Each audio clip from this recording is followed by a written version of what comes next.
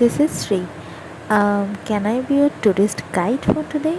I know you guys don't need my guidance, কিন্তু তাও আমি বলবো আর তোমরা শুনবে। তো আজকে আমরা একটা টোটো ভাড়া করে বেরিয়ে পড়েছিলাম সাইট সিনের জন্য। টোটোর রেট চাইবে 800 টাকা, বাট তোমাদের দরদাম করে সেটাকে কমাতে হবে।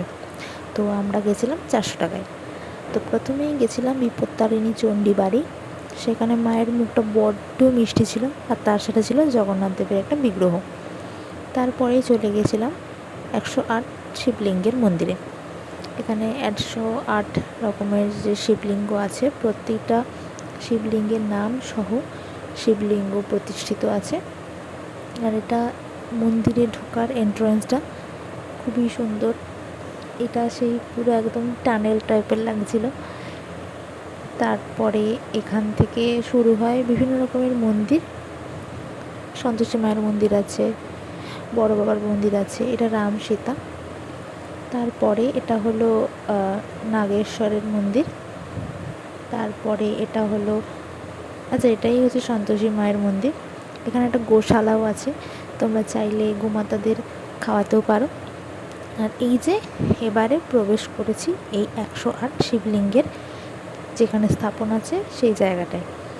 প্রতিটা শিবলিঙ্গ পরপর খুব সুন্দর করে নাম সহ ধরে ধরে বসানো আছে, খুব ভালো লাগবে দেখতে।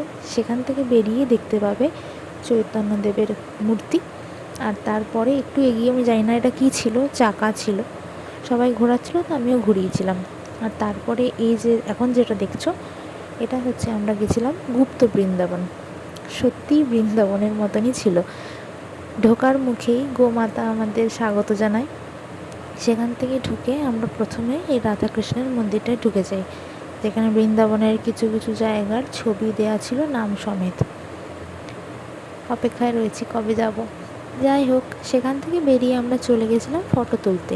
সেখানে ছিল শ্রীকৃষ্ণ আর অর্জুনের মহাভারতের সময়ের যে দৃশ্যটা, সেটা ফটো তুলে বেরিয়েই চোখে পড়লো এই দৃশ্যটা নারায়ণ আর মা লক্ষ্মীর। তার সামনেই রয়েছে রাধাকৃষ্ণের একটা মূর্তি, খুবই মিষ্টি।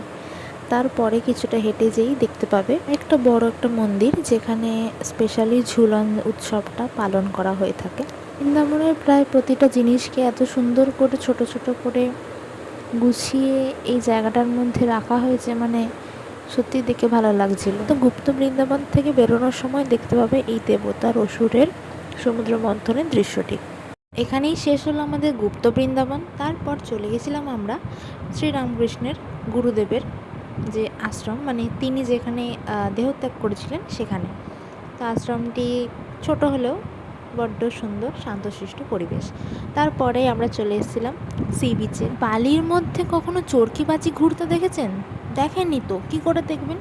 দিওয়ালির সময় কখনো পুরী গেছেন?